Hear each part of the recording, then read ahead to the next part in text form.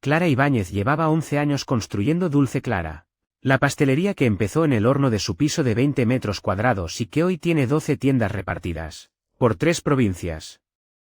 Un martes cualquiera, 2 hombres de seguridad la esperaban en la puerta de sus propias oficinas centrales con una carta del Consejo de Administración.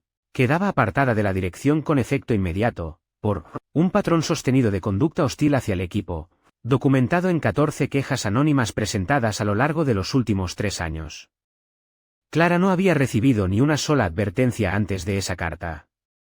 Ni una reunión, ni un correo, ni una conversación incómoda que la avisara de que algo así se estaba gestando. Y la persona que, como directora de operaciones, había recopilado y presentado cada una de esas 14 quejas al Consejo, era Nuria Campos, su mejor amiga desde los 8 años. La reunión duró 11 minutos. Clara ni siquiera llegó a sentarse, le entregaron la carta, le pidieron el móvil de empresa y las llaves de las tiendas, y un empleado de recursos humanos, visiblemente incómodo, la acompañó hasta la calle mientras sus propias fotografías desaparecían de la pared de la recepción que ella misma había decorado. Clara salió a la acera, se quedó mirando el logo que había diseñado a mano en una servilleta 11 años atrás, y llamó a la única persona en la que pensó que podía confiar en ese momento, Nuria. Nuria contestó al segundo tono, y le dijo, con una calma que Clara tardaría semanas en identificar como ensayada, yo también estoy destrozada. Ojalá hubiera podido hacer algo. Esa misma tarde, el Consejo nombró a Nuria directora general en funciones. Antes de seguir quiero nombrar el concepto que sostiene todo este episodio, la envidia encubierta dentro de una amistad cercana. No hablamos de la envidia que se reconoce y se dice en voz alta, esa incluso puede ser sana. Hablamos de una envidia que se disfraza sistemáticamente de apoyo, de lealtad, incluso de amor, mientras trabaja exactamente en sentido contrario.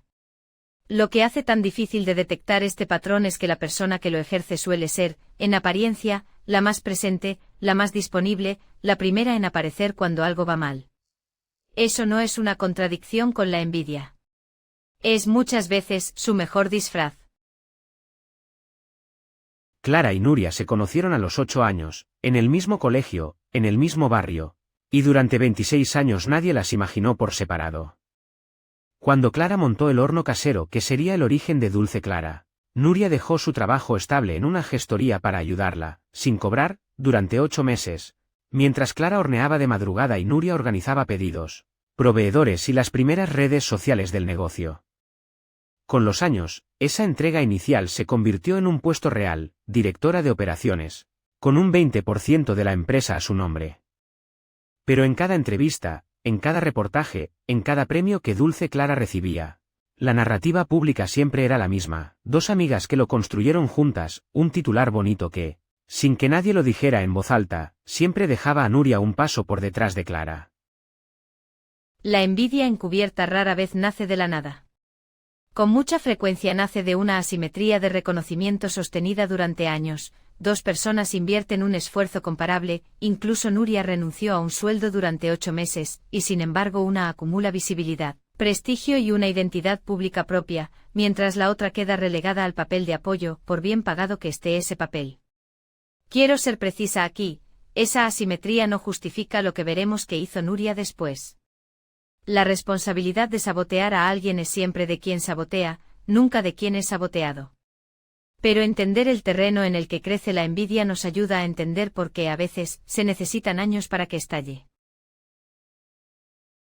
Vistas una a una, ninguna de las siguientes cosas parecía grave. Un pedido de harina que, por error, llegó tarde justo antes de la apertura de una tienda importante. Un comentario de Nuria en una entrevista, casi al pasar, sobre que Clara, a veces es difícil de complacer. Una frase susurrada a un proveedor sobre que la empresa depende demasiado del carácter de una sola persona.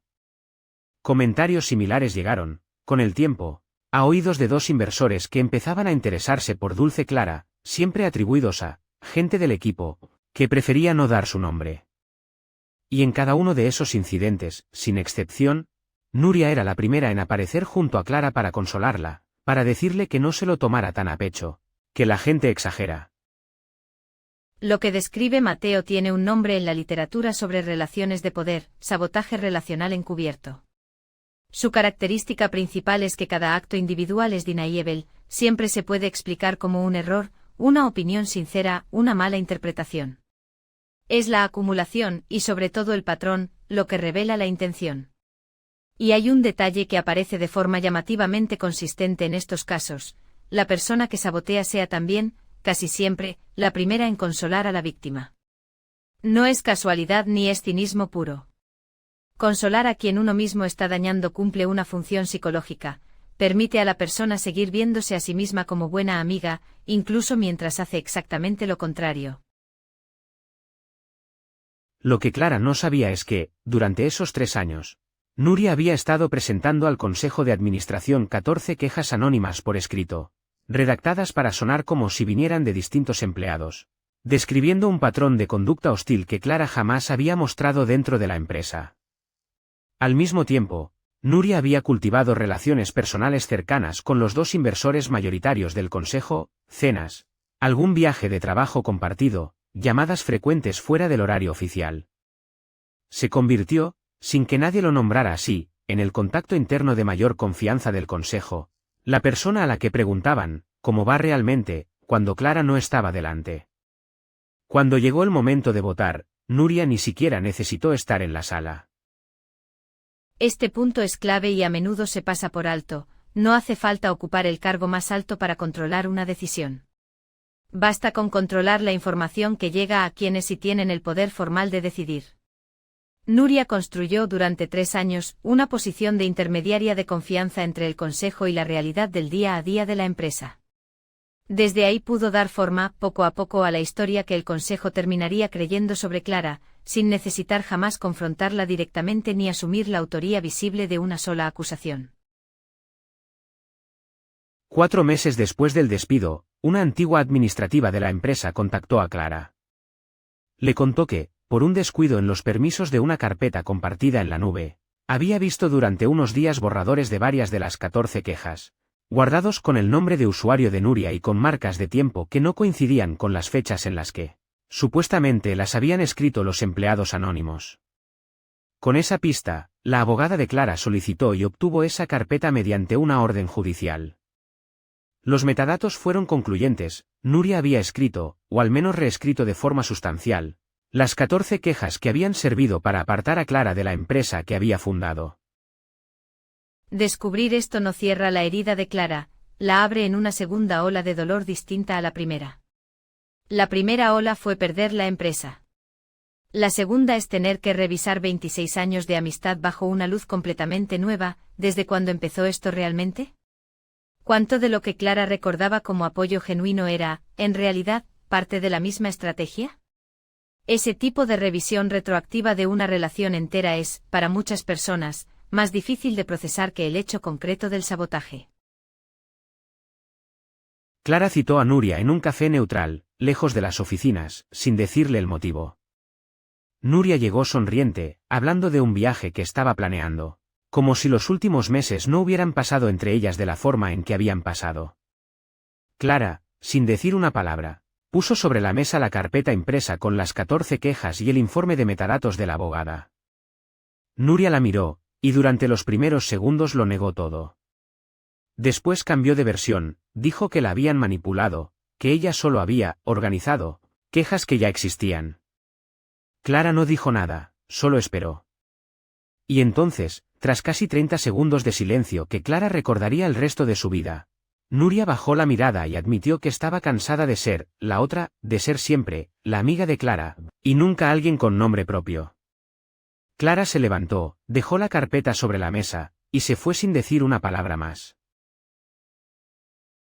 Con el informe de metadatos en mano, la abogada de Clara negoció con el Consejo su reincorporación como directora, además de una compensación considerable por el daño causado. El Consejo, ya al tanto de las pruebas, aceptó casi de inmediato. Pero Clara, tras pensarlo varias semanas, eligió no volver, prefirió una salida limpia con una indemnización mayor. Nuria fue apartada del Consejo pocas semanas después, cuando el resto de los miembros conoció el informe completo. Clara no presentó cargos penales, una decisión suya, no de sus abogados. Un año más tarde abrió una nueva pastelería bajo su nombre completo, sin socios. En la única entrevista que ha dado sobre lo ocurrido, dijo que no siente rencor activo hacia Nuria, pero que hay heridas que no necesitan cerrarse del todo para poder seguir adelante. Elena, una pregunta que me ronda desde que leí este caso. Si Nuria hubiera hablado con Clara en algún momento de esos 26 años sobre cómo se sentía, ¿nada de esto habría pasado? Probablemente no, o al menos no de esta forma tan destructiva. Pero ahí está precisamente la trampa de la envidia encubierta, prospera justo donde debería haber conversación honesta, y al mismo tiempo hace que esa conversación parezca imposible. Reconocer en voz alta siento que vivo a tu sombra exige una vulnerabilidad enorme, mientras que sabotear en silencio, aunque sea mucho más destructivo a largo plazo, permite a la persona seguir sintiéndose la buena de la historia. Es una salida más cómoda a corto plazo y devastadora a largo plazo. ¿Y no hay algo de responsabilidad en Clara, por no haber notado nunca cómo se sentía su mejor amiga en todos esos años? Hay una diferencia importante entre no notar algo que nadie te ha comunicado nunca, y sabotear activamente la vida profesional de otra persona durante 3 años. Podemos preguntarnos si Clara pudo haber sido más atenta a las señales, y probablemente la respuesta sea sí, nadie es perfecto en eso. Pero esa reflexión no la hace responsable de 14 denuncias falsas fabricadas en su contra. Repartir la responsabilidad a partes iguales aquí sería injusto con Clara. Entonces, ¿dirías que el verdadero giro de esta historia no es el descubrimiento de las pruebas en la carpeta compartida? El verdadero giro es que la persona en la que Clara más confiaba durante toda su vida adulta fue, durante años, la arquitecta silenciosa de su mayor pérdida. Eso es mucho más difícil de anticipar, y mucho más difícil de sanar, que cualquier traición que pudiera haber venido de un desconocido, de un competidor, o incluso de un inversor sin escrúpulos. Cuanto más cerca está la fuente del daño, más profundamente reorganiza nuestra manera de confiar en el futuro. ¿Habéis sentido alguna vez que una amistad cercana escondía algo de envidia que nunca se dijo en voz alta? Contadnos en los comentarios, nos interesa mucho leeros hoy. Si esta historia os ha hecho pensar en alguna amistad de vuestra vida, suscribíos a El Diván Podcast. Nos escuchamos la semana que viene, con una historia nueva.